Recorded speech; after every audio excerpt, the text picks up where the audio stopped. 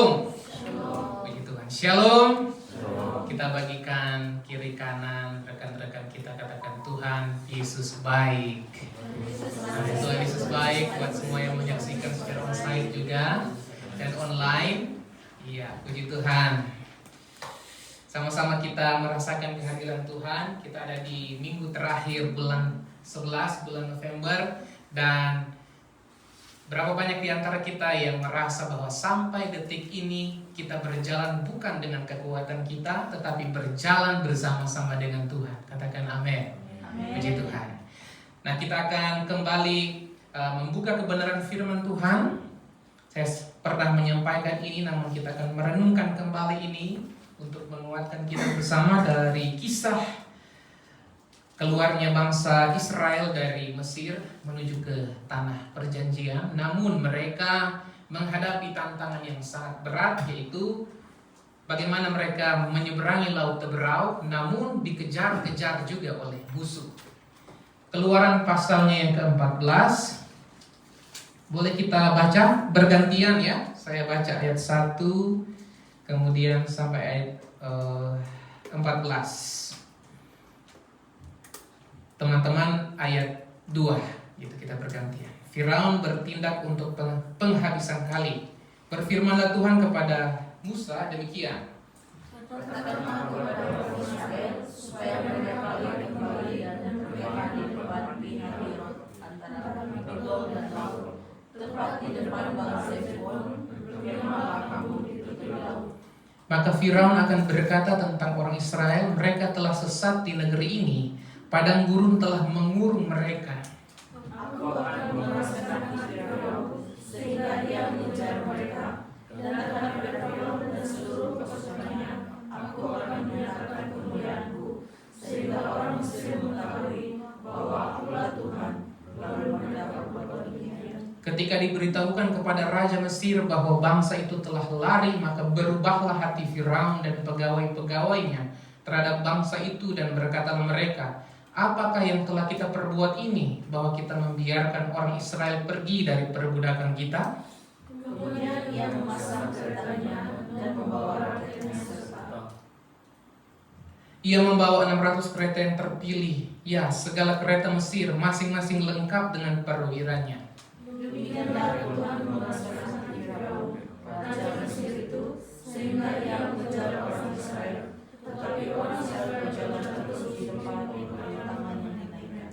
Adapun orang Mesir, segala kuda dan kereta Firaun, orang-orang berkuda dan pasukan yang mengejar mereka dan mencapai mereka pada waktu mereka berkemah di tepi laut dekat Pihahirot di depan Baal-Zefon. Ketika Firaun telah dekat, orang Israel mendengar, maka tampaklah orang Mesir bergerak menyusul mereka. Lalu sangat ketakutan orang Israel dan mereka berseru-seru kepada Tuhan. Dan mereka berkata kepada Musa, apakah karena tidak ada kuburan di Mesir, maka engkau membawa kami untuk mati di padang gurun ini? Apakah yang telah kau perbuat ini terhadap kami dengan membawa kami keluar dari Mesir? Bukankah ini telah kami katakan kepadamu di Mesir? Janganlah mengganggu kami dan biarlah kami bekerja kepada orang Mesir, sebab lebih baik bagi kami untuk bekerja kepada orang Mesir daripada mati di padang ini. Tetapi berkatalah Musa kepada bangsa itu, janganlah takut, berdirilah tetap dan lihatlah keselamatan dari Tuhan yang akan diberikannya hari ini kepadamu. Sebab orang Mesir yang kamu lihat hari ini tidak akan kamu lihat lagi untuk selama-lamanya. Sama-sama. Tuhan akan berperang untuk kamu dan kamu akan diam saja. Amin. Saya mau bertanya, hal apa yang paling membuat kita berbahagia? Boleh dijawab di hati, ada yang mau share?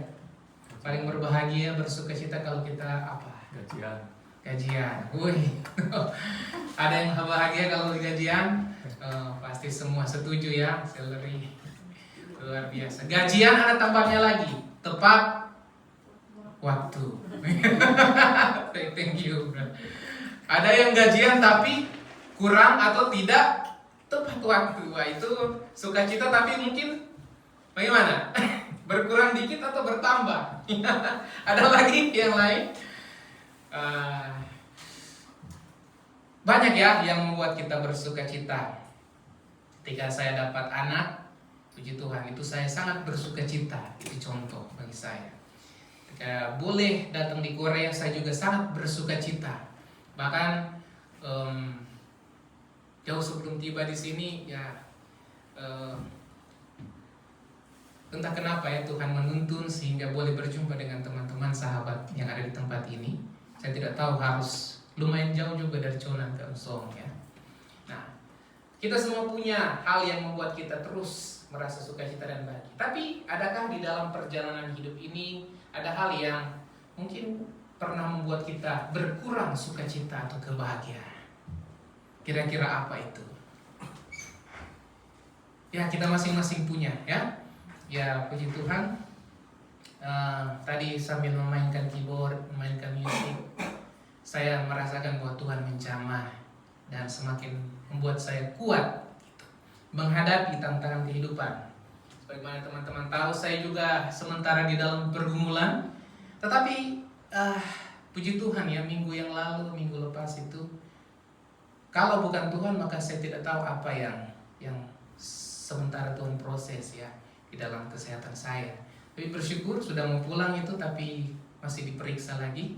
Dan ternyata memang ada hal yang harus diperbaiki secara medis. Di hati timbul kerisauan, di hati timbul juga hal membuat berkurang juga sebenarnya sukacita. Padahal minggu lalu saya menyampaikan juga tentang pembawa damai ya, langsung diuji pada saat itu juga. Tapi hari ke sehari Tuhan mengingatkan saya bahwa ada mujizat di dalam ucapan syukur. Amin. Dan saya tahu bahwa kita semua punya pergumulan kita masing-masing. Kembali ke pembacaan kita, bangsa Israel harusnya mereka bersuka cita karena mereka selama ini hidup di tanah perhambaan. Ya, mereka diperhamba, disiksa, kerja tanpa gaji. Seperti itu ya, kalau kita kerja dengan gaji meskipun ya mungkin kadang telat seperti, tapi mereka mungkin tanpa salary seperti itu ya. Tetapi harusnya mereka bersuka cita karena sudah dibebaskan dari Mesir, on the way dalam perjalanan progres mereka mau ke Promised Land, ke tanah perjanjian. Tapi apa yang terjadi? Ternyata Tuhan suruh balik lagi mereka, betul? Berkemah di mana ini? Pihahirot, balik lagi dan berkemah di Pihahirot. Harusnya kalau secara logika berpikir manusia, ya mungkin orang Israel akan berpikir begini, kalau Tuhan mau benar-benar meluputkan mereka, maka Tuhan akan belokkan mereka, bawa mereka ke tempat yang tidak mungkin terkejar oleh laskar tentara dari Firaun gitu. Tapi ini disuruh balik lagi. Di depan mereka ada laut Kulsum, laut Teberau. Dan meskipun mungkin ada perahu, ada kapal, belum tentu mereka bisa langsung menyeberang karena mereka sangat banyak pada waktu itu ya. Apalagi tidak ada kapal. Di belakang mereka dikejar-kejar oleh Firaun, oleh masalah yang siap membunuh mereka. Kiri dan kanan padang belantara. Jadi memang mereka diserang dari segala arah. Dan itu saya percaya membuat banyak orang yang berjalan pada saat itu kehilangan sukacita dan juga damai sejati. Ya. Tapi kita melihat bagaimana rancangan Tuhan sebenarnya Tuhan sementara siapkan bagi mereka. Sebab itu kita akan merenungkan firman ini tentang berjalan bersama Tuhan. Dan bahasa yang lainnya ialah penyertaan Tuhan. Mari sama-sama kita katakan penyertaan Tuhan. Boleh kita bagikan ke teman-teman kiri kanan. Tuhan besertamu. Amin. Immanuel. Tidak lama lagi kita akan peringati Christmas ya. Dalam iman, saya percaya kita akan menikmati Christmas bersama-sama. Dan boleh kita ajak yang lain untuk beribadah ya pada minggu ketiga bulan Desember. Nah, bagian yang pertama ayat 1 sampai 4 di sini adalah saya sudah sampaikan tadi, harusnya ya mereka dibawa ke tempat yang aman. Tapi justru mereka disuruh balik berkemah di Pihahirot dan ya berkemah di antara Migdol dan laut ya. Mereka terjepit, terdesak, di depan masalah, di belakang masalah, kiri kanan masalah. Tidak ada jalan keluar, jalan buntu, stuck gitu. Hal pertama yang kita renungkan di sini adalah ternyata ada saat di mana rancangan Tuhan terlihat seperti jalan buntu, stuck. Maju kena, mundur pun kena, kiri juga kena, kanan kena. Ya. Coba kalau kita ada di barisan Israel pada waktu itu, adakah kita masih bisa bersyukur? Kalau kita bayangkan ya ada di situasi itu. Even Moses, saya tahu dia panik juga. Karena apa? Kok bisa ya? Padahal sebelumnya Tuhan menunjukkan kuasa menghukum Mesir dengan berapa tulah? Ingat? 10 tulah, 10 hukuman, ya kan? Tetapi ketika kemenangan besar terjadi, mereka dibawa keluar ya. Mereka tiba di masalah yang lebih besar. Dan itu sebabnya orang-orang Israel berkata, tidakkah ada kuburan di Mesir sehingga kau bawa kami harus mati di padang gurun ya? Mereka mengeluh seperti itu. Ternyata ada saat di mana rancangan Tuhan terlihat stuck, jalan buntu, tidak ada jalan keluar. Saya dan saudara mungkin sementara merasakan hal itu. Mungkin ada yang berpikir, Tuhan saya sudah melayani, saya sudah ini itu, kenapa saya harus mengalami hal ini? Gitu. Tetapi tidak ada di antara kita yang dapat menyelami rancangan Tuhan dan hati Tuhan. Amin. Ya. Pelajaran penting di sini adalah ada saat mungkin ya Tuhan sengaja menempatkan kita di lokasi, di tempat yang secara logis tidak masuk akal, jalan buntu, tidak ada jalan keluar. Mungkin kita berpikir, Tuhan tidak ada berkat di sana. Tuhan kenapa masalah datang silih berganti? Kita juga turut mengucapkan bela sungkawa dan juga empati kita kepada teman-teman yang kepada saudara-saudara kita yang di Sumatera Utara ya, Aceh, di Indonesia yang sementara mengalami bencana gitu. Nah, saya tadi sharing dengan Saudari Meli, puji Tuhan keluarga yang diluputkan. Amin. Puji Tuhan. Itu adalah sukacita besar. Seperti itu. Ya, itulah masalah. Beberapa teman sharing ada, inilah masalah ini itu ya. Di depan laut Teberau, di belakang Firaun, kiri kanan padang gurun. Bagi kita mungkin kerja di kilang, kita pikir kilang yang bagus, pabriknya sudah bagus, tapi ternyata ada banyak kali tidak sesuai ekspektasi kita, harapan kita. Aduh. Padahal mungkin kita sudah berusaha pindah, tapi ya ada yang punya pengalaman seperti itu ya. Ada yang pernah sharing sudah dari ya begitulah. Pergumulan yang tidak kita duga itu datang, dan ini juga yang sementara saya alami. Tapi saya percaya, kita percaya bahwa ini adalah strategi daripada Tuhan. Untuk apa? Ayat 4. Coba kita baca ayat 4. Sama-sama, 2, 3. Aku akan mengeraskan hati Firaun sehingga ia mengejar mereka, dan terhadap Firaun dan seluruh pasukannya aku akan menyatakan kemuliaanku sehingga orang Mesir mengetahui bahwa akulah Tuhan. Puji Tuhan. Amin. Pada saat mungkin Tuhan mengeraskan hati Firaun seperti ini ya. Kita pikir, Tuhan kok saya harus berhadapan dengan orang yang keras hati? Coba tolong lembutkan hatinya.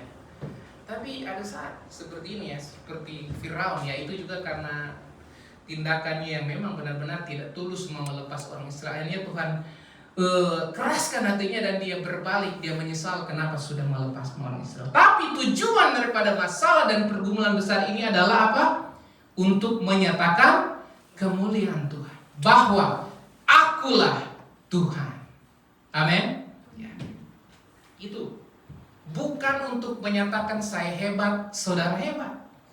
Tidak ada kehebatan kita manusia yang bisa dibanggakan.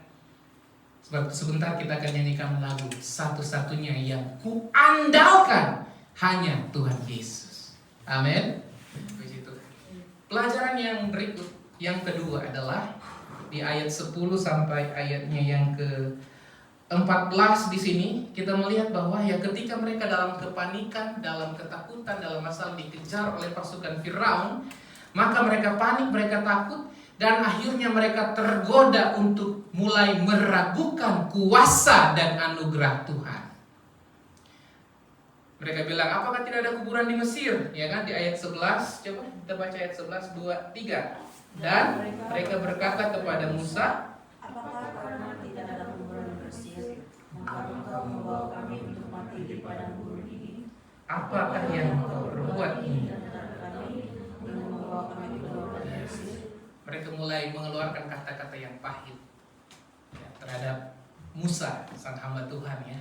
Dan mereka mengeluh, ya kita semua penuh dengan keluhan. Tetapi terkadang masalah itu membuat kita melupakan anugerah Tuhan. Orang Israel pada waktu mereka dilanda ketakutan, mereka lupa bahwa Tuhan pernah menyatakan kebesarannya, membebaskan mereka dengan menghajar orang Mesir dengan 10 tulah. Bagaimana Tuhan meluputkan mereka dari tanah perambaan dan sedang progres sebenarnya mereka ya. Sementara berada dalam perjalanan ke Promised Land, tanah perjanjian. Apa juga yang orang Israel lupakan? Waktu mereka berjalan, mereka tidak tersesat karena ada apa? Ada 2 tiang yang menyertai mereka. Tiang awan pada waktu siang dan tiang api pada waktu malam. Supaya apa? Tidak kepanasan pada waktu siang, ya. Mereka teduh, kemudian mereka juga bisa melihat petunjuk jalan, dan juga mereka tidak merasa gelap pada waktu malam. Hangat, segitu. Ini adalah wujud fisik daripada penyertaan Tuhan. Ini luar biasa.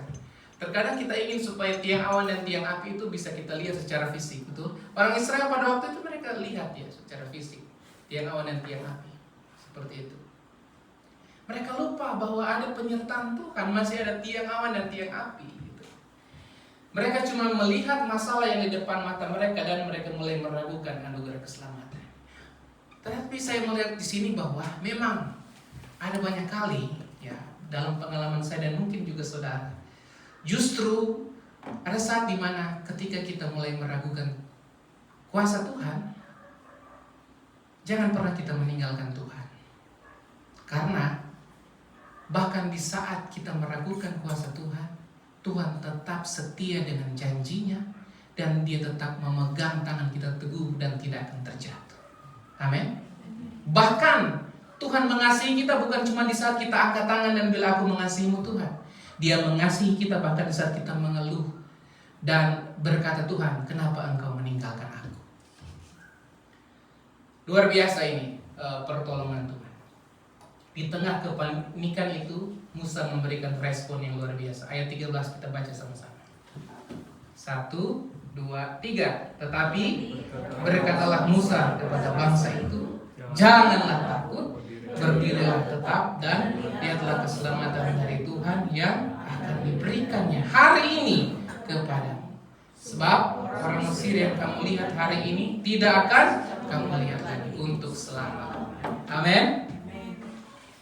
Tuhan berfirman melalui Musa, jangan takut, sebab Tuhan ada dan berdiri tegak menyertai kehidupan mereka. Berapa banyak di antara kita yang percaya bahwa Tuhan itu ada bersama-sama dengan kita. Amin. Puji Tuhan. Saya bersyukur ya teman-teman boleh juga mendoakan saya. Ada juga yang masuk di chat dan sebagainya. Itu menguatkan hati saya, dan juga saya rindu juga supaya kita semua saling menguatkan satu dengan yang lain. Maka itu adalah fungsinya community in Christ, komunitas yang saling support, membantu satu dengan yang lain saat susah dan senang. Amin. Puji Tuhan. Ya. Dan apalagi yang membuat kita sebenarnya berbangga bahwa Tuhan beserta dengan kita. Tuhan, kita harus berbangga karena penyertaan Tuhan itu bukan cuma sekedar Dia meluputkan kita dari segala hal yang berbahaya, tetapi lebih daripada itu. Ada saat Tuhan menguji kita mungkin dengan malapetaka, dengan hal yang tidak baik, tetapi jangan pernah meragukan anugerah keselamatan daripada Tuhan. Karena itu jauh melampaui berkat-berkat yang lain. Keselamatan adalah yang terutama. Kita berbangga dengan itu. Tidak ada jalan lain yang bisa datang kepada Bapa tanpa melalui Yesus. Yohanes 14 ayat 6. Yesus berkata apa? Akulah jalan kebenaran dan hidup. Tidak ada seorang pun yang sampai kepada Bapa kalau tidak melalui aku. Amin. Apalagi yang kita syukuri, coba kita baca Efesus 2, bolehkah dibuka? Atau kita buka sama-sama Efesus 2 ayat 1 sampai 10 ya. Ini kasih karunia Tuhan. Boleh kita baca bergantian? Ini untuk menguatkan bahwa penyertaan Tuhan bukan cuma di hal fisik, jasmani Tuhan berkati, tapi juga yang paling utama adalah keselamatan kita. Coba kita baca bergantian.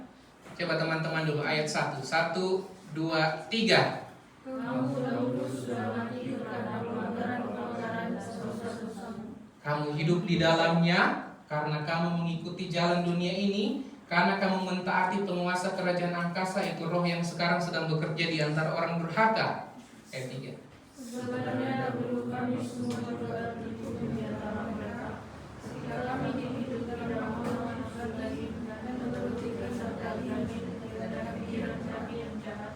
Pada dasarnya kami adalah orang-orang yang harus dimurkai, sama seperti mereka yang lain. Tetapi Allah yang kaya dengan rahmat oleh karena kasih-Nya yang besar yang dilimpahkannya kepada kita, telah menghidupkan kita bersama-sama dengan Kristus, sekalipun kita telah mati oleh kesalahan-kesalahan kita, oleh kasih karunia kamu diselamatkan. dan di dalam Kristus Yesus Ia telah membangkitkan kita juga dan memberikan tempat bersama-sama dengan Dia di sorga. Supaya pada masa yang akan datang, Ia menunjukkan kepada kita kekayaan kasih karunia-Nya yang berlimpah-limpah sesuai dengan kebaikan-Nya terhadap kita dalam Kristus Yesus. Sebab karena kasih karunia kamu diselamatkan oleh iman, itu bukan hasil usahamu, tetapi pemberian Allah. Itu bukan hasil pekerjaanmu, jangan ada orang yang membanggakan. Sama-sama ayat 10. Karena kita ini buatan Allah, diciptakan dalam Kristus Yesus untuk melakukan pekerjaan baik yang dipersiapkan Allah sebelumnya. Ia mau supaya kita hidup di dalamnya. Amin. Dulu kita harusnya dihukum karena pelanggaran, tetapi hari ini, bahkan ketika kita telah menerima Kristus, kita telah dimenangkan dan kita telah menerima anugerah keselamatan yang tidak bisa digantikan oleh harta dunia ini. Amin. Puji Tuhan. Yang ketiga, poin yang ketiga adalah penyertaan Tuhan itu membuat kita terasa spesial dan begitu istimewa. Ayat 19 sampai 21 kita kembali ke Keluaran pasal 14. Disinilah kita melihat bagaimana wujud fisik, ya, bagaimana penyertaan Tuhan ya buat orang Israel. Yang pertama itu malaikat Allah ya yang sebelumnya memimpin mereka bergerak dari mana? Sebelumnya malaikat Tuhan ada di depan, kemudian pindah ke belakang ya di ayat 19. Kemudian yang kedua, tiang awan juga bergerak dari depan ke belakang. Tujuannya apa? Untuk mengcover, memproteksi, melindungi umat Tuhan. Melindungi umat Tuhan sehingga membedakan mereka dengan musuh yang sementara mengejar mereka. Ternyata penyertaan Tuhan benar-benar menyatakan kehadiran kemuliaan Shekinah Glory, kemuliaan Allah yang membuat kita terpisah daripada kehidupan dunia ini. Amin. Puji Tuhan. Tiang awan dan tiang api itu adalah terang dan juga perlindungan bagi orang Israel. Bagi pasukan Mesir itu adalah kegelapan yang mengacaukan mereka. Sehingga kita bisa melihat bagaimana Tuhan menyertai mereka, bukan cuma di Mesir, tapi bahkan on the way, on progress. Dalam perjalanan Tuhan menyertai mereka, bahkan sampai di tanah perjanjian. Berapa banyak di antara kita yang mungkin saat ini berada dalam jalan buntu, merasa stuck di depan, mungkin ada kepanikan, ketakutan, masalah yang besar. Tetapi percayalah, bahkan dengan jalan yang buntu, dengan jalan mungkin yang terlihat stuck seperti orang Israel, ada laut Teberau, tapi di sana ada janji Tuhan. Tuhan sanggup mengubahkan laut Kolsum, laut Teberau menjadi tanah kering untuk mereka bisa berjalan dengan kaki mereka. Artinya apa? Tuhan bisa membuat semuanya menjadi sukacita dan bahagia di dalam Tuhan. Amin. Mari kita